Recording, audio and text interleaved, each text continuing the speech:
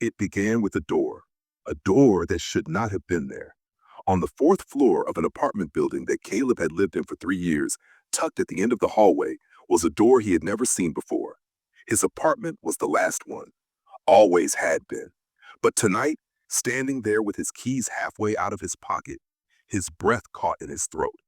There was another door, a door with no number, no peephole, no signs that it had ever been used. The air around it felt wrong. The longer he stared, the heavier the silence grew.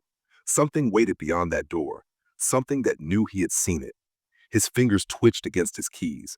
The hallway seemed impossibly long now, stretching out on either side, the light above flickering with a barely perceptible hum. He needed to go inside his apartment, lock the door, forget he ever saw it. But his feet wouldn't move. A sound pressed against the edges of his hearing. Soft, wet, a drip. Caleb's fingers curled tighter around his keys, the metal biting into his skin. His heart pounded, his breath coming shallow and quick. The door had not been there before. The door had not been there before. Then why did it feel like it had always been waiting for him? A shudder crawled down his spine. He turned away, forcing his legs to move, shoving his key into his lock with clumsy, shaking hands. The moment his door swung open, he stepped inside and slammed it behind him. His heart thundered against his ribs. He stood there in the dark, breath ragged, listening. Silence. For a long moment, he didn't move. Then, with an effort, he exhaled. He was imagining things. It had to be some maintenance closet, a storage room, something he had never noticed before. It had to be. That night, as he lay in bed, sleep refused to come. The silence of his apartment pressed in around him. The shadows felt thicker, the air heavier, and beneath it all, the dripping sound continued. Faint, persistent, somewhere beyond the wall and far too close. The next morning, Caleb told himself he would not look. He would leave for work, walk straight past it, and not look. But the moment he stepped into the hallway, his gaze was pulled. The door was still there. His stomach twisted. The air seemed heavier today, the silence more suffocating. And the handle was wet. A single droplet of something thick and dark slid down the metal, disappearing into the wood. His breath hitched. The dripping sound was louder now. Slow, steady, like something just behind the door was leaking. His hands were clammy. His pulse pounded against his skull. He needed to leave. He needed to move. But as he turned, a knock echoed down the hallway. Not from the other apartments. From behind that door. 3 soft knocks, wet, heavy, slow. Caleb froze. His skin crawled with a primal, wordless terror. He didn't move, didn't breathe. Another knock. Something in the hallway shifted, a flicker in the corner of his vision. A shadow too dark against the pale walls. And then, a whisper. Low, wrong, his name. The sound slid into his ears like something slick with decay, curling around his mind, sinking into his bones. He ran. By the time Caleb returned that evening, dread curled in his gut like a sickness. He stepped out of the elevator, forcing his legs forward, pulse hammering. The door was still there. The air was worse now, tainted with a faint, rotting scent. The hallway stretched impossibly long. The light above flickered once, and the door handle was clean, as if it had never been wet at all. The only thing left was the memory of it against his skin, the memory of something waiting, watching, hungry. He swallowed hard and fumbled for his keys, fingers trembling. The moment he was inside, he slammed the door shut and locked every bolt. His breath came in shallow gasps, silence, but not the comforting kind, not the kind that meant he was alone, the kind that meant something was listening. And then from the other side of the wall, the dripping, louder, closer. This time, it did not stop. Caleb did not sleep. The sound of something wet pressing against the wall echoed through the night. By morning, he was shaking, pale. The hunger gnawed at his stomach, but he could not eat. The silence stretched too thick. And in the bathroom mirror, his reflection stood wrong, not mismatched, not distorted, just wrong. The eyes were too dark, the skin too waxy. And then his reflection smiled. His real lips did not move. Caleb stumbled back, heart hammering. The mirror stood silent. The face inside it watched. And beyond the wall, the dripping grew faster, like something was crawling closer. That evening, Caleb did not want to go home.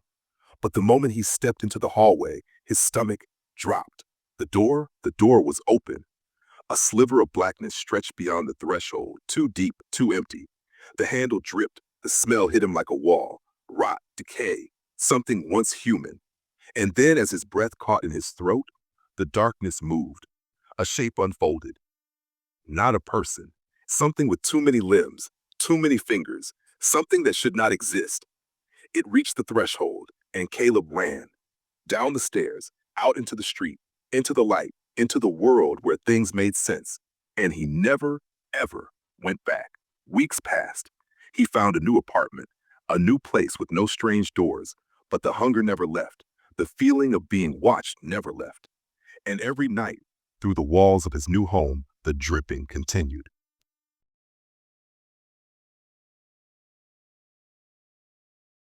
The first time Caleb noticed something wrong with his shadow, he was walking home from work, the weight of another wasted day pressing against his shoulders. The streets were empty, the dying sunlight stretching his form long across the cracked pavement. His mind drifted, lost in the dull rhythm of his footsteps, when a flicker of movement caught his eye.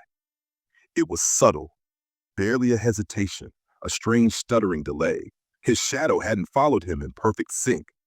It had lagged behind. He stopped, heart quickening, and turned sharply, scanning the street.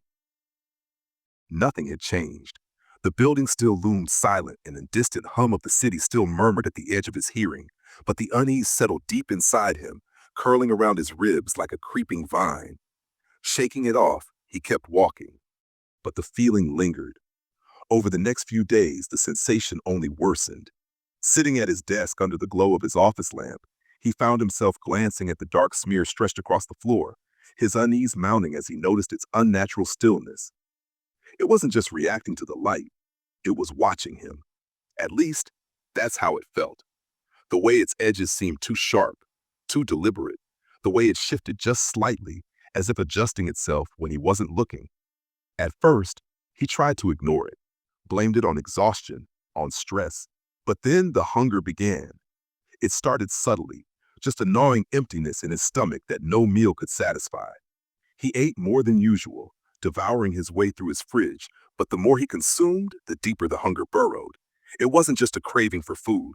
It was something deeper, more primal, something that gnawed at the edges of his soul.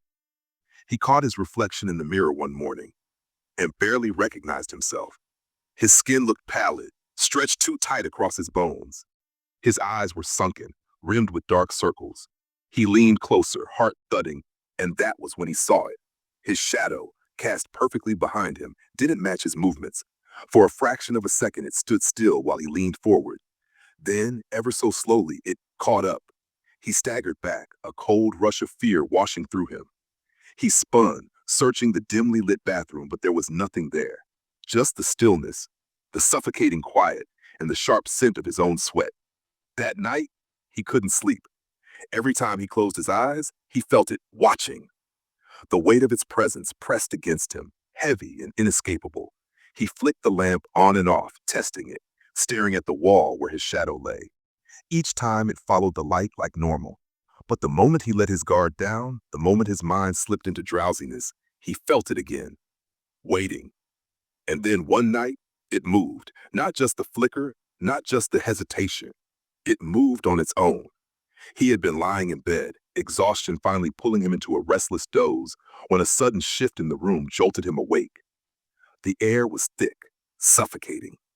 A pressure weighed against his chest, making it hard to breathe. He turned his head toward the window, toward the sliver of moonlight that cast soft silver shapes against the wall. And that's when he saw it. His shadow had stretched across the ceiling, long fingers curling toward him. But his arms were still at his sides. His body was still. It wasn't his shadow anymore. It was something else. A scream built in his throat, but before he could release it, the weight lifted. The darkness snapped back to the floor, settling once more in its proper place. The room was still again, as if nothing had happened. But Caleb knew better. The hunger inside him twisted, a deep, gnawing ache that radiated from the pit of his stomach. He clutched his sides, gasping. It was stronger now, more demanding. And in the quiet, a realization settled deep into his bones. He wasn't the one who was hungry. His shadow was. The next morning, he felt hollow. His body felt weak, his limbs sluggish. He barely made it through the workday, the fluorescent lights overhead making his head pound. His coworkers threw him concerned glances, but he ignored them, focusing only on not looking down. Because when he did, he saw it. The thing attached to his feet wasn't a normal shadow anymore. It was too dark, too dense. Its edges flickered like something barely holding its shape. And worst of all, it moved before he did. By noon, he could barely keep himself upright. The hunger was unbearable. He felt himself shrinking, as if something was consuming him from the inside out. That night, standing in front of his bathroom mirror, the truth revealed itself in full. His reflection was barely recognizable. Skin pale as wax, cheeks hollow. The bones of his hands jutted sharply beneath his skin, and his shadow, his cursed, wretched shadow, stood behind him in the mirror, but it did not mimic his stance. It stood taller, it loomed. Then, as he stared, frozen in horror, it moved. It reached for him, not in a way shadows should, not as a trick of the light. It lifted one dark, shifting hand and stretched its fingers toward his back. And then a mouth opened in its palm, a mouth full of teeth. The hunger inside him screamed. His knees buckled. A sharp, searing pain ripped through him as though something were pulling his insides apart, unraveling him. The hunger, the unbearable emptiness, wasn't his. It had never been his. It was his shadow's, and now it wanted to consume the rest of him. He ran. He didn't know where. He didn't know if it would matter. But he ran. Through the streets, through the sickly glow of the city lights, past people who didn't notice the thing trailing behind him, stretching, licking at his heels. The farther he went, the weaker he became. His limbs grew sluggish. His breath came in ragged gasps. Then he saw it. The alley, dark, empty, a place to hide. But the moment he stepped into the shadows, he realized his mistake. Because this time, it wasn't his shadow anymore. It had stepped ahead of him. It was waiting. He stumbled back, but it was too late. The darkness surged forward, swallowing him whole. The city vanished. The world collapsed. And then nothing. For an eternity, there was only silence, only the endless void of hunger stretching out forever. And then a flicker, a whisper of breath, a pulse. And Caleb opened his eyes. The alley was still there, the street beyond it untouched, the city unchanged. But something was different. The hunger was gone. He looked down. His shadow lay stretched against the pavement, still and silent. For the first time in days, it obeyed. But as he stepped forward, as the light caught its edges, it smiled.